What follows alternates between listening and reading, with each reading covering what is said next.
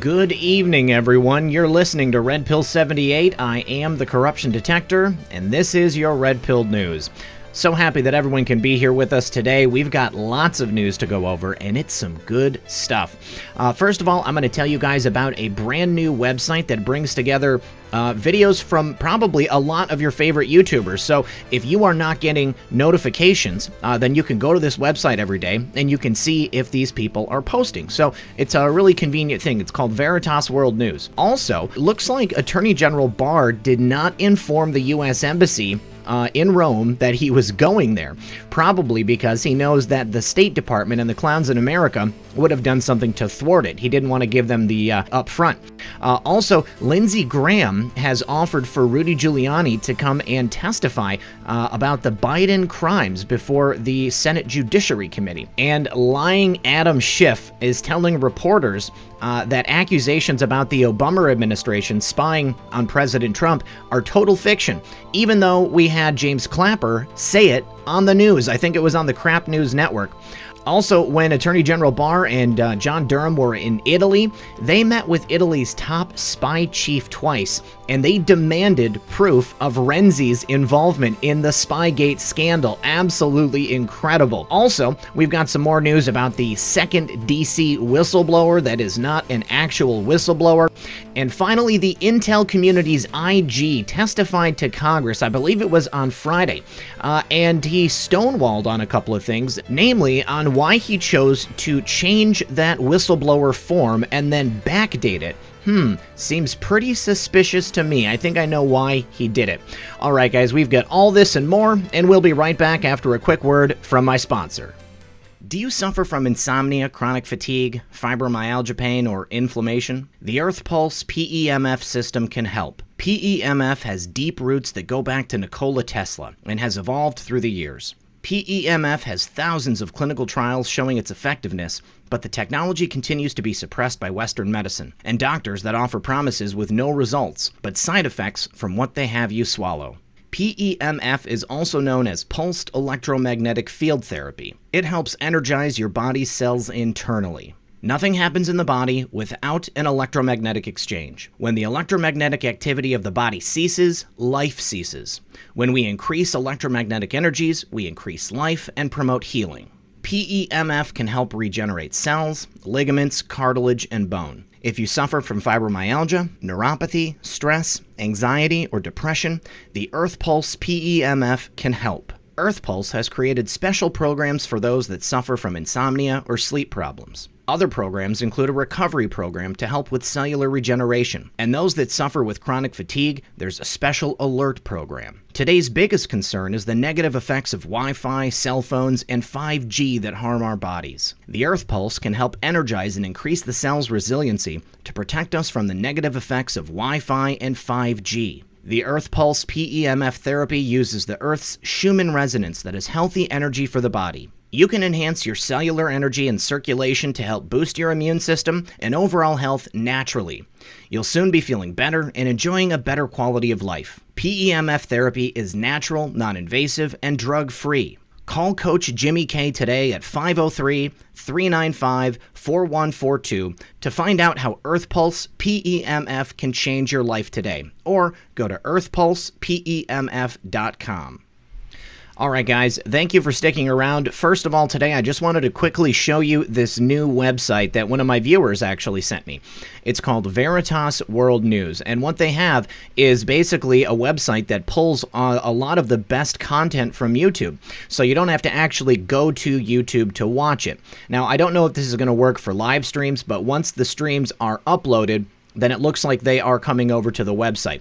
But you can go here to channels, and you can see that they have featured Amazing Polly, Black Conservative Patriot, Just Informed Talk, Operation Freedom, myself, SGT Report, Timcast, my buddy True Reporting, Truth Stream Media, and X22 Report.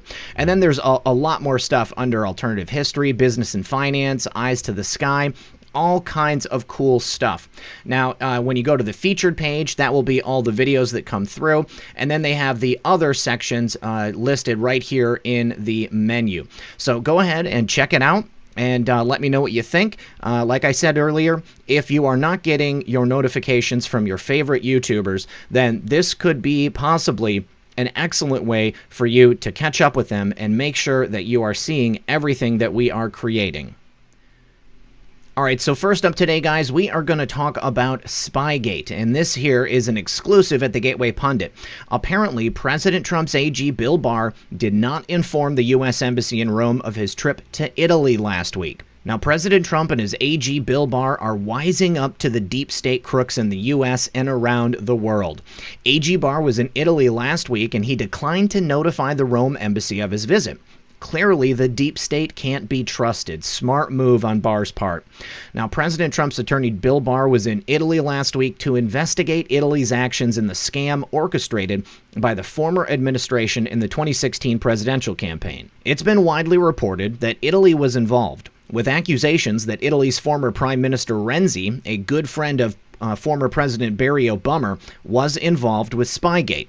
The following reports outline this relationship. According to a summary of a report coming from Italy provided exclusively to Gateway Pundit, Renzi, the former Prime Minister of Italy, is very upset with what Barr is looking into, indicating to some a guilty conscience. Federico Punzi from Italy's Atlantico provided us excerpts from his article posted this weekend in Italy. All right, so this is a very rough translation. I've tried to go through it a couple of times, and the language is a little bit stiff. But basically, Renzi asked the current Prime Minister, Conte, to put an end to what he calls a strange anomaly that for years has seen intelligence community there in Italy depend only on the Prime Minister, and saying that the appointment of a delegated authority is needed to oversee that. I think that sounds like Renzi wants to put a block between the Prime Minister and the intelligence community and kind of take his power away from it. There was, I guess, a sensitive issue in regard to these intelligence meetings with Barr there in Italy. But Conte has said that he desires for full collaboration with the intelligence community there and President Trump's men there in Italy. That would be Barr and Durham. And it says that Renzi is right to be fearful about having to spend months defending against what are called uncontrollable leaks and rumors. And that the point of this investigation and the working with the Americans was to clarify what the U.S. information was about the role of our services at the time of former governments. That would be the Renzi and the Gentiloni governments there in Italy. Now, it also says that the meetings themselves were held in the Piazza Dante. This is the home of the Italian services and not the U.S. Embassy, where I suppose they would normally have been held. And it says that perhaps the Italian government refused to deliver Mifsud to the Americans, and that is not necessarily a good thing. However, this hasn't played out fully yet, so we don't know exactly what's happened. But it says that the meetings of our intelligence chiefs with Barr are putting the Prime Minister in a delicate position because full cooperation with the American authorities could mean exposing the components of his current majority. The investigations, in fact, bring out the closeness of Mifsud, exposing that, and the politicians in Italy who are fervent admirers of Hillary Clinton. Also, the role of the Italian intelligence services under the Renzi and Gentiloni governments, which we have talked about extensively on this program, as well as the role of Link Campus, which was the Western intelligence campus where Mifsud was working and teaching intelligence officers from the West. It says that there is also a certain nervousness in the U.S. Embassy in Rome that some diplomats and intelligence officers at Palazzo Margherita were not sure what was the reason for Barr's visit to Rome. He told no one. He put no one on notice. The New York Times wrote on Sunday, citing two sources, according to which they were surprised to discover that Attorney General Barr had circumvented the protocols in the organization of his mission, during which he met with political officials and intelligence services in Italy. And these sources, by highlighting this, it shows how little the president's men trust their own officials.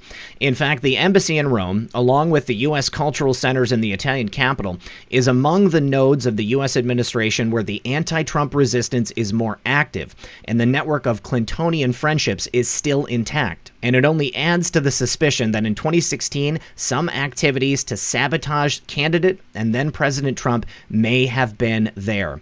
Now, President Trump and AG Barr know that they can trust no one in the deep state, and the deep state actors in the U.S. and around the world are becoming very nervous about finally getting caught.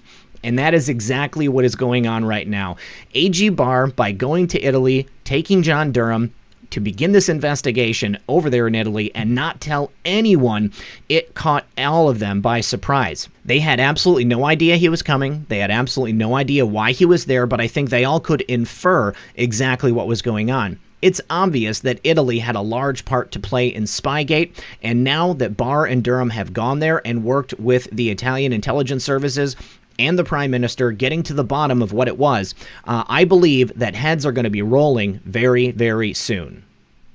All right, now to add to the intrigue, apparently AG Barr and U.S. Attorney John Durham met with Italy's spy chief twice, and they demanded proof of former Prime Minister Renzi's involvement in the Obama Spygate scandal.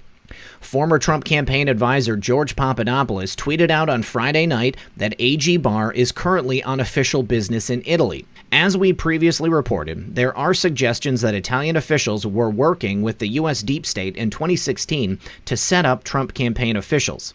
Attorney General Barr traveled to Italy 2 days ago to investigate Barry's administration spying on the Trump campaign. George Papadopoulos said, AG Barr has been on official travel in Italy for the past 2 days. As I explained months ago on Fox and in my book, Mifsud was an Italian operative handled by the clowns in America. Italy holds the keys to the kingdom. Right government, right time. The Italian news reported this past weekend that AG Bill Barr and John Durham met with Italy's spy chief Gennaro Vecchione twice in August. According to La Repubblica, Barr and Durham demanded proof that Italy, led by former Prime Minister Renzi, took part in the spying on candidate Donald Trump. Now, this is an excerpt from a report by Bloomberg. Italy's spy chief Gennaro Vecchione met twice in August with U.S. Attorney General Bill Barr and prosecutor John Durham to help an investigation into the scandal involving President Donald Trump's possible ties to Russia, one of Italy's leading newspapers reported. I like how they flipped that. It wasn't there to investigate Spygate. It was to investigate President Trump's ties to Russia, non-existent. The first meeting took place on August 15th at the U.S. Embassy in Rome, according to an article published Sunday by La Repubblica newspaper. The second happened on August 27th and involved Vecchione, the head of Italy's Department of Information Security, as well as the chiefs of Italy's internal and external security agencies. Both meetings were authorized by Prime Minister Giuseppe Conte, Corriere della Sera reported earlier this week. During the first meeting, Barr and Durham asked Vecchione to reveal the whereabouts of Maltese professor Joseph Mifsud, according to La Repubblica. Also, according to La Repubblica, Barr and Durham also demanded proof that Italy, led at the time by Matteo Renzi, took part in the international conspiracy to discredit Trump's campaign. In an interview published Sunday by La Stampa, Renzi dismissed the allegation as a farce and says he never met Mifsud. At the August 27th meeting with Barr and Durham, the heads of Italy's security services had nothing to say to support the theory, according to La Repubblica, despite Vecchione's initial promises. Now, I like how Renzi denies having met with Joseph Mifsud, but he says nothing about having anything to do with the Spygate scandal. Just because he didn't meet Mifsud doesn't mean that he didn't instruct his intelligence services to cooperate with the clowns in America in any way that was necessary to try to implicate President Donald Trump in this whole Russia Spygate brouhaha. He also hasn't denied having his intelligence services set up Giulio Occhionero and destroy him and his sister's lives and businesses. Now, luckily, Giulio is doing fine. He is still employed and he is still out there in the world trying to clear his name.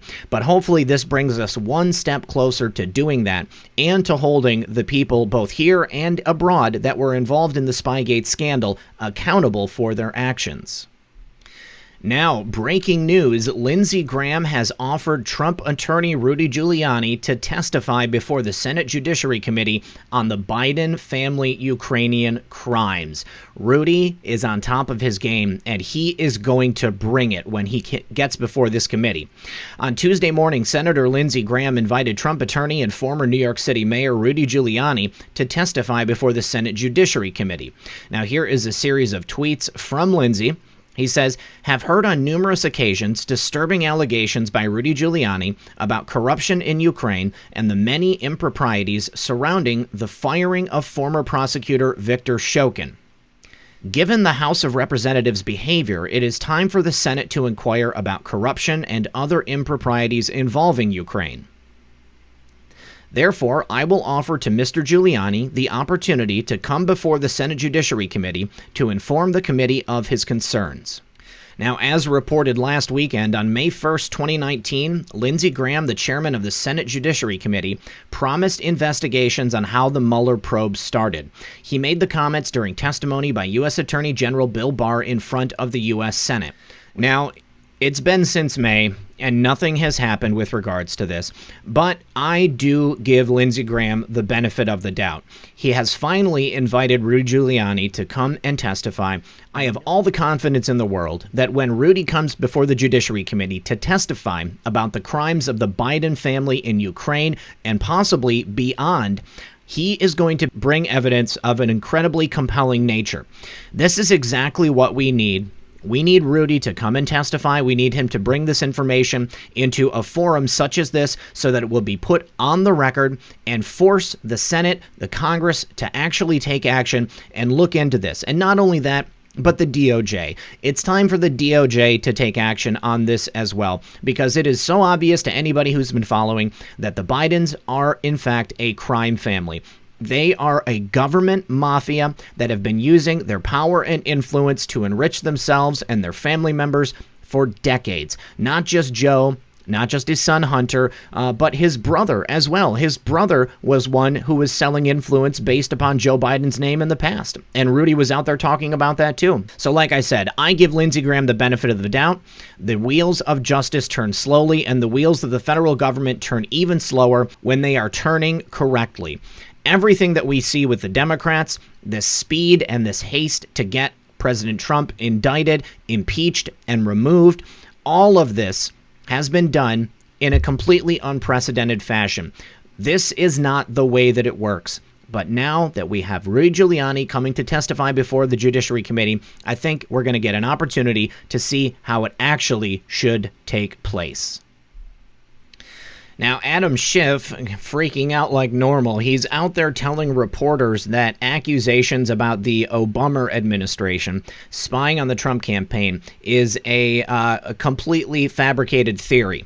Now, liar Adam Schiff says the accusations are just a theory. Representative Adam Schiff, who is a proven liar, held a press conference on Tuesday morning after the State Department refused to allow EU Ambassador Sondland from testifying before the sham Democrat Party impeachment hearing. Schiff made fun of Barry spying on the Trump campaign in typical fashion. On Monday, radio show host great Rush Limbaugh played audio of former DNI James Clapper admitting on CNN that Barry made them all spy on President Trump and his campaign. And Adam Schiff calls this conspiracy. Let's go ahead and take a look at what Adam Schiff had to say at this press conference. We know that Ambassador Sondland had at least one discussion with a fellow diplomat on that very subject of why military assistance was being withheld. We know Ambassador Sondland was a key player in efforts to obtain a commitment from Ukraine to investigate a bogus conspiracy theory about the 2016 election, as well as Joe Biden and his son. And we know that the ambassador has relevant evidence on whether the meeting with the president that the Ukrainians desperately sought with President Trump was being conditioned on these investigations that the president believed would help his re-election campaign. It is hard to overstate the significance of not just Ambassador Sondland's testimony and the documents, but the testimony of others as well. All right, so it's a conspiracy. All right, well, let's go hear it directly from the mouth of James Clapper. All right, and here we have it in a clip from my good friend and fellow researcher, Methods. He says Clapper threw a bummer under the bus. Let's take a listen. Are you concerned that Barr's or Durham's investigation will find wrongdoing and seek to punish former intelligence officials? Well, I don't know. I don't think there was any wrongdoing. I think at the time all of us were trying to navigate a very, very difficult, politically fraught, highly charged situation. I know for my part, my main concern was the Russians and the threat posed by the Russians to our very political fabric. And the message I'm getting from all this is apparently what we were supposed to have done was to ignore the Russian interference, ignore the Russian meddling and the threat that it poses to us. And oh, by the way, blown off what the then Commander-in-Chief, President Obama, told us to do, which was to assemble all the reporting that we had available to us, and put it in one report that the President could pass on to the Congress and to the next administration. And while we're at it, declassify as much as we possibly could to make it public, and that's what we did. To do what the former president told them to do. They were following orders, and crap rolls downhill, guys. This came directly from the top. Barry was the start of all of this. And who was he working with? He spearheaded this thing with the clowns in America, John Brennan, and the rest of the intelligence community, including James Clapper. But make no mistake, the orders came from the top. Now, a DC insider was on Tucker last night talking about the whistleblowers, and he said that this second Trump whistleblower is the source for the first whistleblower. It's a clowns in America feedback loop. Peter Van Buren is a former State Department official and a whistleblower himself. On Monday, he spoke with Tucker Carlson on the current Democrat deep state coordinated attack to remove President Trump in a political coup. Peter described the current accusations of the left as a three-way pitch and toss between the Democratic Party, the liberal media, and these deep state whistleblowers. Van Buren then alleged that the second whistleblower is actually an accomplice with the first whistleblower. Let's go ahead and take a listen to this clip here. What's your assessment? Do we know more now than we did 2 weeks ago and enough to justify impeachment? Are you starting to think this is a real story or no?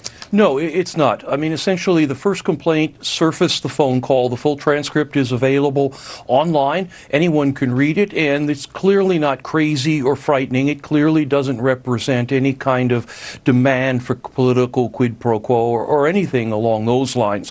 What we've seen, however, is some very clever teeing up of information and kind of a three-way pitch and toss between the Democrats, the media, and what's going on with this so-called whistleblower. Now, there's a second whistleblower that we're led to believe somehow is adding to the narrative, but I think what is emerging is that the second whistleblower is actually the source for the first whistleblower, which means it's all the same thing.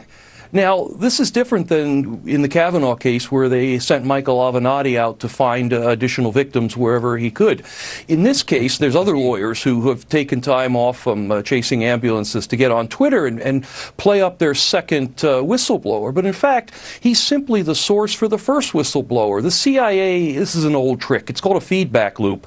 And essentially what you do is you set up one of your sources to back up another source, and you make it appear that your initial source is more credible by feeding information into the loop. That's what seems to be going on here. They're repurposing a witness as a second whistleblower.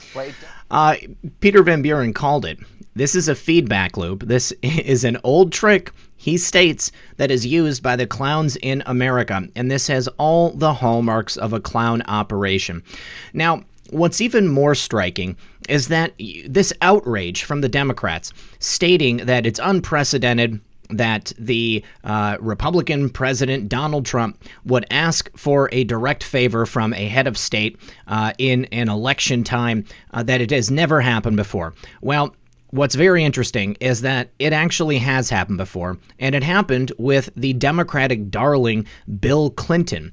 Let's go ahead and take a look at the clip of that, and I think that you'll see that it is far more damning in terms of the quid pro quo that is asked for than anything resembling what Trump and Zelensky spoke about.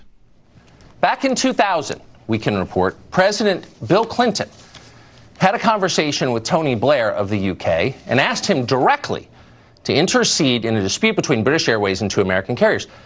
The president at the time was much more direct than President Trump was in his conversation with the Ukrainian leader. This is Bill Clinton back then, I'm quoting, "In a political season, it would be big over here to get this open sore resolved. If you could have somebody take a look at it," he asked. Tony Blair responded that he would. Well, there you have it. Kind of makes you wonder how many more times this has happened. And when we've got all of these records just available to us, I'm surprised that we haven't had people going through and finding this stuff already. Now, with regards again to this whistleblower, the Intel Community Inspector General was testifying before Congress the other day, and he stonewalled the whole time. He refused to explain why he backdated secret changes to the whistleblower form. Intel Community Inspector General Michael Atkinson stonewalled lawmakers during his Friday testimony to the House Intelligence Committee and refused to explain how or why the whistleblower form was changed. The ICIG secretly gutted the whistleblower complaint form in September to include secondhand knowledge and water cooler gossip to support allegations of misconduct.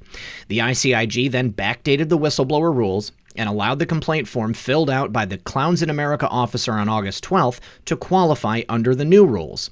Atkinson refused to explain why he allowed it to happen.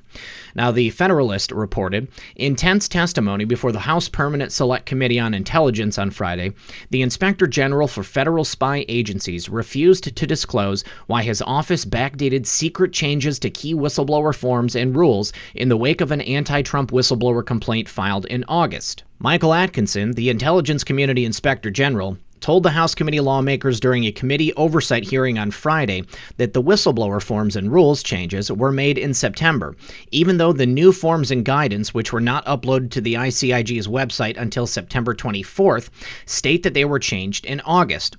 Despite having a full week to come up with explanations for his office's decisions to secretly change its forms to eliminate the requirement for first-hand evidence and to backdate those changes to August, Atkinson refused to provide any explanation to lawmakers baffled by his behavior. Intelligence Community Inspector General Michael Atkinson released a statement last month addressing those changes. In the letter, Atkinson admitted the changes to the form were made at the time of the partisan clown leaker's complaint.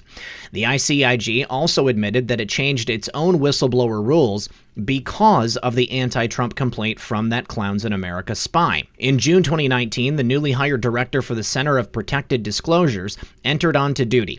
Thus, the Center for Protected Disclosures has been reviewing the forms provided to whistleblowers who wish to report information with respect to an urgent concern to the Congressional Intelligence Committees.